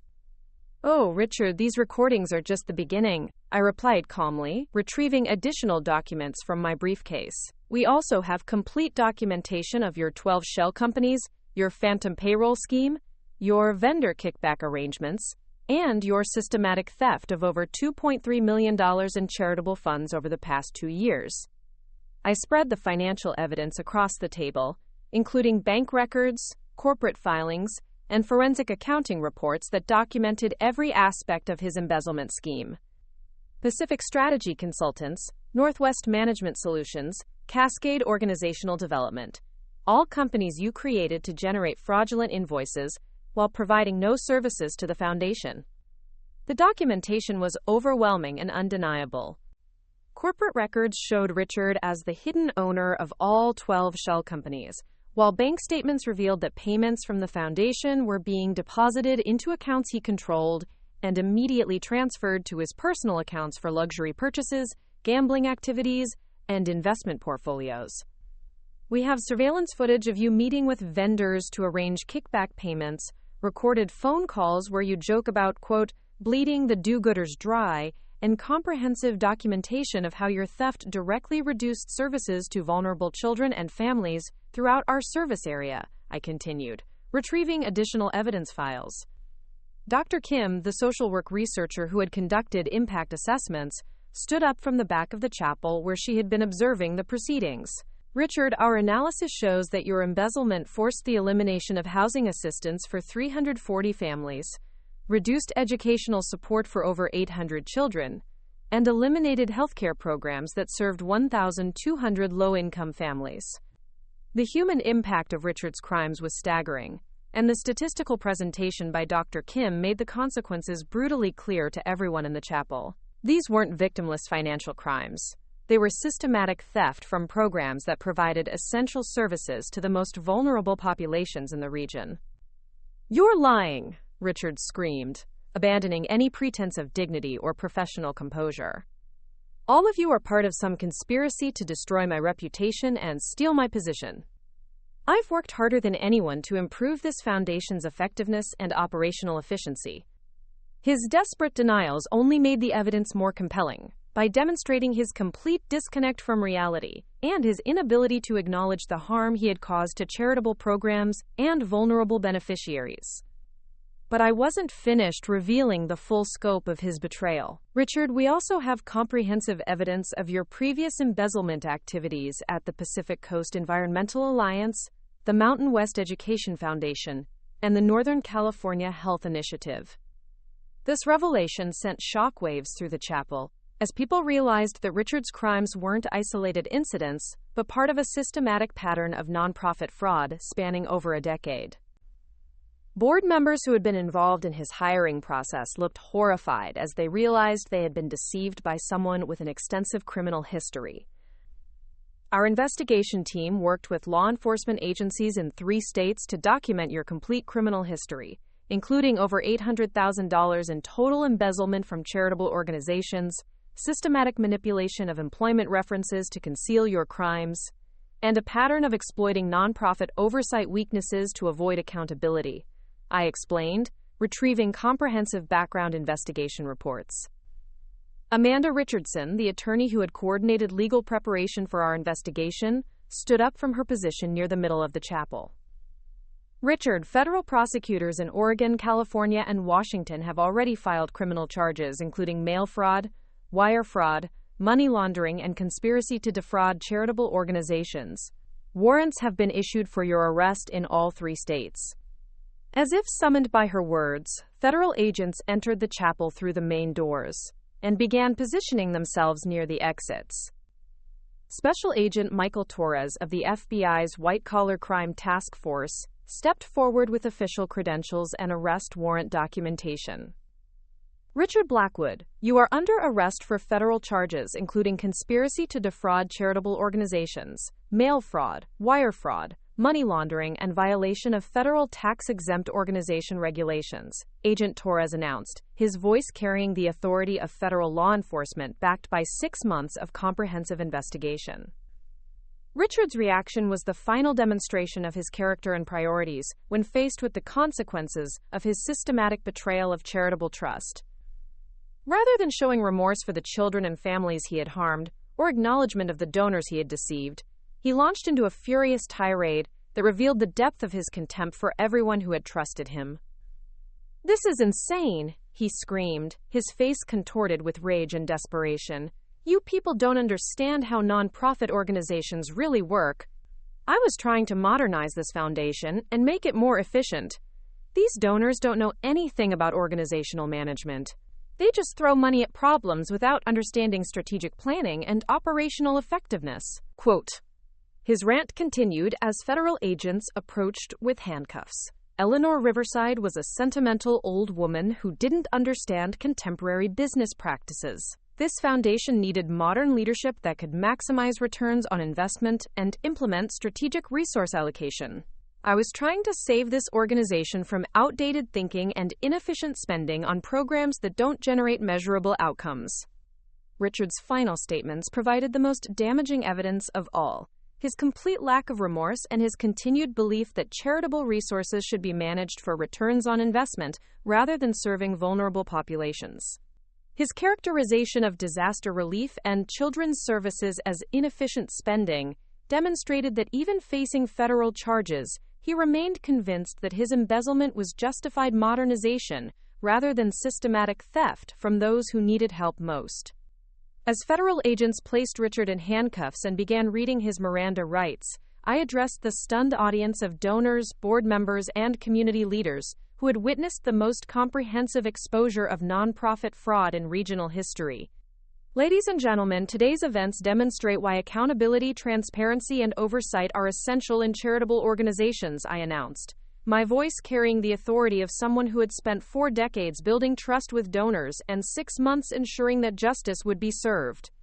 Richard Blackwood's crimes represent not just financial theft, but betrayal of the fundamental trust that makes charitable work possible. I retrieved the final documents from my briefcase: comprehensive plans for organizational reform, enhanced oversight procedures, and program restoration that would ensure the Riverside Children's Foundation emerged stronger and more effective from this crisis.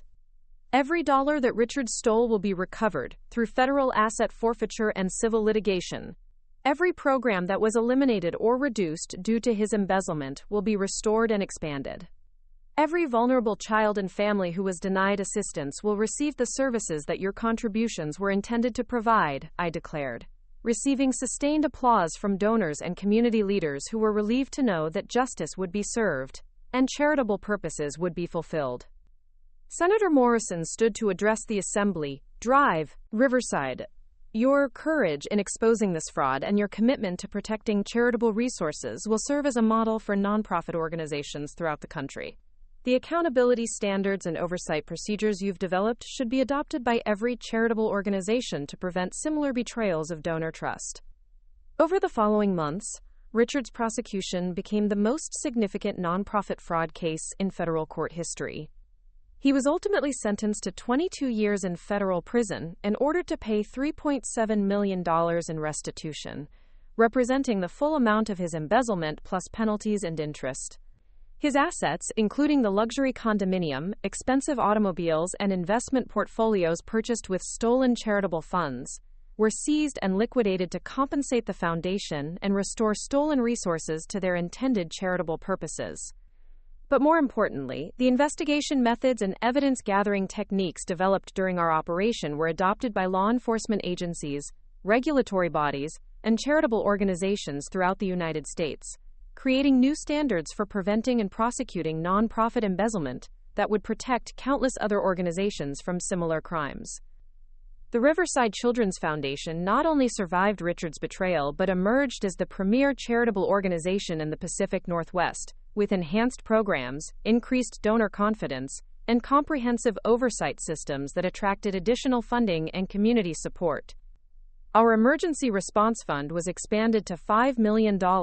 ensuring that no future natural disaster would find us unprepared to provide immediate assistance to vulnerable families.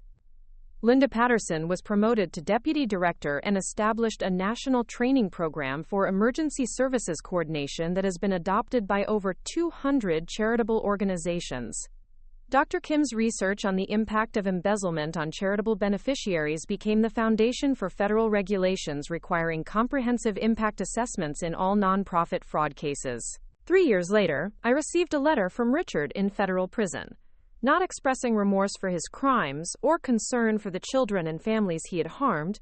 but complaining about the unfairness of his prosecution and maintaining that his embezzlement had been strategic resource management that would have benefited the foundation if I hadn't interfered with his modernization efforts. His complete lack of remorse and continued self-justification confirmed that our investigation and prosecution had been absolutely necessary to protect other charitable organizations from his predatory behavior and ensure that he could never again exploit positions of trust for personal financial gain.